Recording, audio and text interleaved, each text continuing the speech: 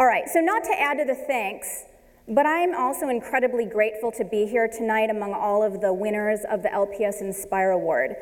I see a lot of familiar faces and a lot of friendly faces out there, and I want to also add a special thanks, peeking around here, to Dr. Joel and to Wendy Van and Sean Vanneman from the LPS Foundation, and also to Chris Bergmeyer from the LPS Foundation Board for inviting me here to talk to you tonight. Now, I heard that Tim Miles spoke to you last year, and it is a really tough thing to follow someone like Tim Miles. And if you don't know who Tim Miles is, he is the head men's basketball coach for the University of Nebraska Huskers men's basketball team. But it's a good challenge, so I'm here tonight.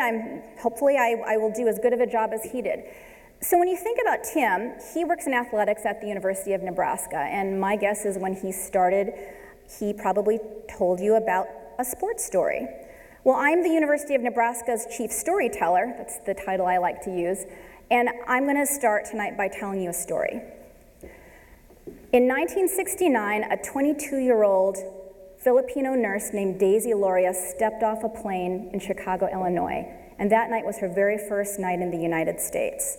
She just landed earlier that morning after a 20-hour flight from the Philippines, where she had left her country, her family, her mother, her father, and her 7 brothers and sisters in order to seek a better life for herself, in order to improve her future. And her future was going to be delivered through a nursing exchange program. And when Daisy left, she joined the 3,500 other Filipinos who leave the Philippines every day. So 3,500 Filipinos a day, about 1 million Filipinos a year, and that 1 million Filipinos joins the 10 million that are scattered all over the world already. That's about 10% of the total population of the Philippines. So 10% of the Filipinos don't even live in their country. And the reason that I'm telling you this is to share that people are the Philippines' #1 export, and Daisy had just joined their ranks. But as she started at her job at Holy Cross Hospital in Chicago, Illinois, and she became a leader in her ICU unit, and she started making friends, and she met this wonderful Polish-American boy in Chicago, she started to think, I'm not going to join their ranks. I'm not going to send money home to my family. I'm not going to do that. I'm going to bring my family here to be with me. And she did just that. Over the next 10 years, she worked hard, and she brought every one of her brothers and sisters over to the U.S. to join her. She brought her mom and dad over to the U.S. to join her. And they lived with her when they were trying to find jobs and they were becoming naturalized citizens. And they also helped her out. They helped her when her first child was born in 1974. That child was named Jackie Ostrowicki, and Daisy is my mom. And that story has really become part of who I am. My mom is someone who just has inspired me every day by what she did for her family. And when I think about my mom, she didn't bring her family over because it was an easy choice. She didn't bring her family over because she was on a reality show and millions of eyes were watching her and she needed to do something that would make them applaud her. She made that choice because it was the right choice. She made that choice because she cared about her family, and she made that choice because of her character. And as Dr. Joel said, character is built when nobody is looking. So if I think about the people in this room, and I think about those who have been nominated and who have won the Inspire Awards, you've all been selected because of inspiring someone. And when I think about inspiration, and when I think about where that comes from, I think of character. And I really think that the two are linked together very strongly. If you're an honoree, will you raise your hand? I just want to see all the honorees in the room. I'm not an honoree, so I shouldn't raise my hand. There you are. Congratulations to all of you. It really is an honor to be here in your midst. So I'm going to talk a little bit about character tonight. As I said in the story about my mother, character is built when no one is looking. It's founded on what we do when nobody sees, the decisions we make when we're alone. And because character is built in private, it really reveals a lot about who we are. One of the things I would like to say about character is it's a nebulous word. It's kind of hard to define. So I thought I'd do a little test. So I asked my 5-year-old daughter, Eva, hey, honey, what does the word character mean to you? And she looked at me and said, Mama, a character is someone who plays a part in a book or in a movie. And what that made me realize is there are two sides to the word character. There's what you appear to be, right? If you're an actor and you're acting something out in a movie. And then there's who you really are. And what I want to talk about tonight is that inward definition of character, who we are. So as I look at everyone in the room, I want to talk about who we are and how we got here.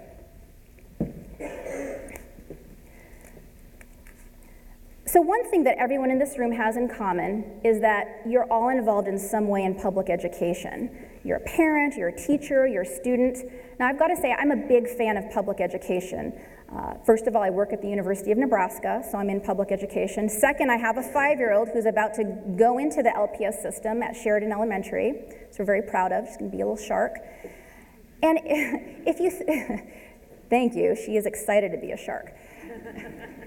But if you think about public education, it really creates an environment where character is built, and here's why. Everyone has access to public education. It has equal access for kids of any race, any religion, any gender choice to come. And because public schools are so diverse, they expose you to people who aren't like you. They expose you to people who may not look like you, who may not talk like you, who may not eat the same food you eat, who may look at the world very differently than you look at it. And because you're exposed to so many different types of people, it gives you a choice. It gives you a multitude of choices about how you're going to interact with, and how you're going to relate to, and how you're going to treat people who are different than yourself. And because it presents you with those choices, that's how it forms character, because I believe that character is formed on the choices that you make. So hooray for public education, and I'm so grateful for me that I'm working in it, and I'm grateful for what it's been able to provide for all of you. So tonight, I want to share 3 ways that we can build character. And the first way to build character, I just kind of hinted at it, is to make good choices. So the thing about character being a choice is, it's not something that you're born with. And it's not part of the genetic lottery. It's a choice, which means anyone has access to it. Anyone can make a choice. What it also means is you're then responsible for that choice. You have the ability to set your own future, to set the direction of where you're headed. The other thing about making a choice is it causes you to think deeply about the things that are important to you. One of the things that is amazing about choices is we all think it's the big choices that are so important. A lot of times the important choices aren't the big choices, they're the little choices that we make every day. And sometimes those choices are so little that you don't even know that you're making them. So, all of you were in grade school at one time. Some of you actually are still in grade school. When I was in grade school, I wasn't very popular. I wore glasses, I was always sticking my nose in a book. But one day, a little redhead girl came to my class who was even less popular than I was. And you know what? That made me feel better. And I remember one day my class was playing tag, and the entire class formed a human chain around base so that the little redhead girl would have to stay it. And they did it because she wasn't popular, and they did it to be mean. And I knew what they were doing. I knew why they were doing it. I saw the look in her eyes, and I knew how she felt. You know what? I joined them. Whenever I think about the choice that I made back then, I feel ashamed. When I think about that choice, I know it was the wrong choice. So it was a small choice, but it was one that was important to me. But the nice thing about choices is they don't have to just be bad choices, they can be good choices too. When I started writing this speech, I talked to a number of folks in the audience, a number of students and a number of educators and staff to find out, what's your story? Why do you want to make a difference? Why did you get nominated for this award? And one of the staff I loved talking to was Jen High Street. Jen, are you here? Where are you? Raise your hand. Hey, last time we were talking was over coffee. So Jen runs the special ed core program at Lincoln High. And she is so passionate about the students she works with. She helps her students to make choices. She helps them to work through things.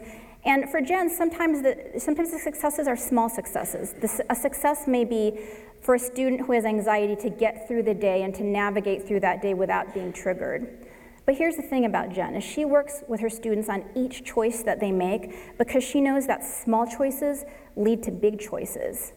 And when she works with her students and helps them to make those choices, she's actually helping them to own their lives, own their choices, own their lives, and to own their future. And that's something that all of you can and probably actually do right now.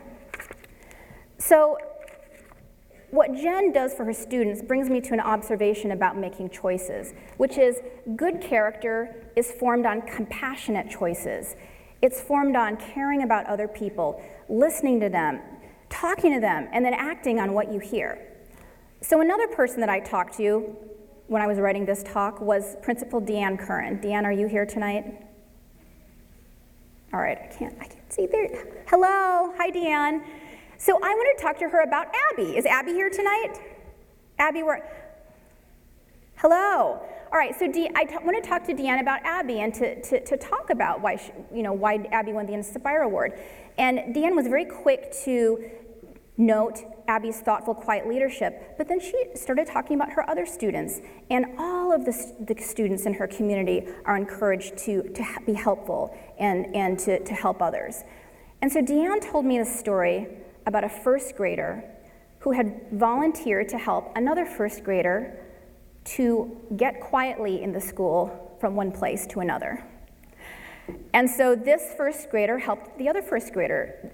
They walked from place to place. They walked from classroom to cafeteria. And the first grader that was the coach told the other first grader, "Your feet just have to match my feet when we're walking. Your feet just have to match my feet when we're walking." And I thought, what a sweet story. That is the epitome of compassion. That's the epitome of inspiration, is showing other people how we do it so we can help them do it themselves. They can learn and they can do it on their own. So that was just a wonderful story about making compassionate choices. The second way to build character is to practice it. So character isn't a single choice that you make once and it's done. It's a continuum. It's a series of choices that you make over and over again every day when you wake up, all throughout your life until your very last breath. So I'm a runner. That may surprise some of you, and probably some of you in here could beat me, some student athletes. But I like to run, and I'm actually training for the Lincoln Marathon right now, half marathon, not the full marathon. That would probably kill me. Anyway, the half marathon, what I have noticed is that when I make the right choices, when I do my short runs, and when I get enough sleep, when I eat the right food, when I make a series of choices that are good choices, I can really tell a difference in my long runs. So sometimes I do a long run on Sunday, and I feel on top of the world, and it's awesome. And sometimes I do a long run on Sunday, and I get 9 miles in, and I call my husband to come pick me up because I can't run the last mile. And it really depends on how well I practiced running during the week. And character is just like that. It is something that you have to practice over and over again to get good at it. And the series of choices that you make is strengthened by difficulty. It's strengthened by adversity. It's really easy to make a good choice or a series of good choices when things are awesome and you don't have any challenges. But when times get tough, and it's really difficult to make good choices, that's when our character really grows. So another student that I talked to in my quest to find out more about all of the people who had been inspiring and who had been nominated for this award is Christian Peralta. Christian, are you here? Hi, good to see you. All right, Christian is awesome. I love talking to him. And Christian arrived in the United States about 4 years ago at Lincoln High. He's from Lincoln High. And when Christian arrived, he did not speak a word of English. And he was also a little older than most freshmen. He was 17 when he started. But that didn't daunt him. He thought, how can I communicate with people if I don't speak their language? And how can I tell them how I feel?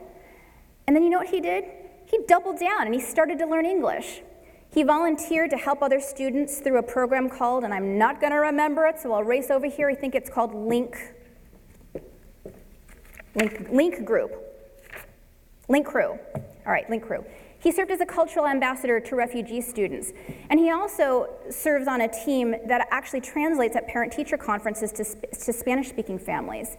He also, right now, is taking an AP class in American literature.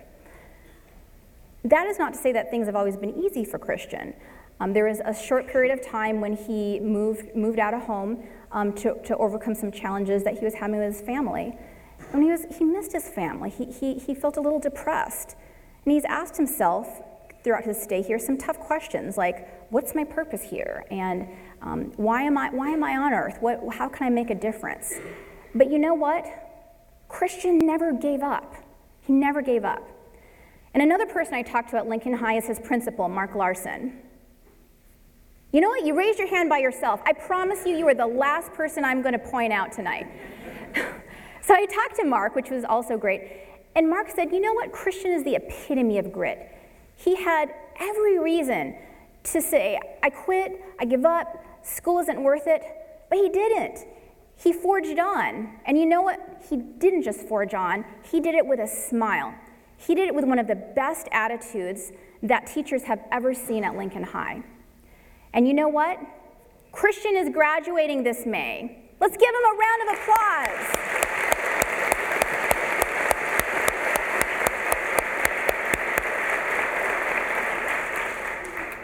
So along the way, he's inspired a host of other people. He's inspired teachers, he's inspired students. I was inspired talking to him. And what I realized is we can make tough choices when everything tells us to give up. Christian did it, you can do it, we can do it. We can make those tough choices. And when things are hard, when everything's telling us to give up, that is the very time when our character is getting stronger and stronger and better, and it's going to carry us forward through the long run. All right, so my third and final way to build character that I want to share tonight is to build a house that character can live in. And what that means is you have to create an environment where character can succeed. It doesn't just pop up out of nowhere and then flourish on its own. So I'll tell you another story. It was about 8 o'clock on a Thursday night. I was with my 5-year-old. We're getting ready to settle down for the evening. We're laying in my bed, we're laughing, and I unconsciously reached over to pick up my phone. And Eva grabbed my hand, she put it down, and she said, Mama, this bed is a country, and in this country, there are no touching phones. There are no touching phones. There is touching toys and books and giving hugs and cuddles. That's the rules of this country. Because you know what's more important than phones? Children. The thing about that is my 5-year-old instinctively knew how to build a house for character to live in. You have to be present. And what she was doing at 5 is she was teaching me how to build my house for character to live in. And that's the beautiful thing about building a house for character. You don't have to do it on your own. Other people can help you, like my daughter or my mom. And I really appreciate others that have helped me build my house, and it is not done. My husband would probably agree with that. It is continually being built, and sometimes the roof gets blown off and you got to put it back on. But as I thought about building a house of character, I thought of the others who have helped me. In that spirit, I thought I'd share a few suggestions of how you can build your house for character to live in. So these are just things that have worked for me, and they're just a start. Hopefully you'll come up with your own. So the first suggestion is for building a house for character to live in is to really listen, to pay attention. So many times when someone's talking to us, we're really just thinking about what we're going to say when they stop. And that's not a good way to listen. And so the next time someone talks to you, try this. This works for me. Look them in the eye. It's really hard to think about your groceries or your lunch or what kind of coffee you want or what class you're having next when you're looking someone in the eye. The other thing is don't think about other things when they're talking to you. And the last suggestion is don't change the subject until they're done with the conversation. So those things will help you build your house if you're a better listener. You run back over to my podium and turn the page and get the second thing. The second way is to put others before yourself. Building a house for character to live in happens when you put others in front of yourself. When you decide that I don't want to live in the center of my world, I'm going to dethrone myself. I'm going to kick myself out of being the king or queen of my house, and I'm going to put someone else there. That's really a very strong way to build a house that character can live in. And the last way to build a house that character can live in is to focus on the good. Focus on the good. There's plenty in the world. Just turn on the news. There's plenty in the world that is terrible and terrifying and difficult and heartbreaking. You don't have to turn on the TV. There's things like that in our own lives and in the lives of people that we know. But there are also so many things in the world that are beautiful and that are good and that are inspiring and that are wonderful. And when you build a house for character to live in, you have to focus on the good, because what you focus on expands and it takes root and it becomes who you are. So let's focus on the good. All right, another story. When I'm sitting in church a lot of times with my family, my 5-year-old will scoot over to me and put her hand up and she'll say, "Mama, are we done yet?" So I want to let you know that I'm almost done. But first, I want to thank everyone again for spending time with me tonight. I actually learned so much about character from writing this talk. And I originally thought I was going to come and talk about my experience and the things that I've done in my life. And after talking to everybody, I realized this isn't my story. This isn't about me. This is about the things that you already know and already practice. So thank you. So I'll close by saying, keep doing what you're doing. Keep choosing character. Keep practicing character. Keep building a house for character to live in.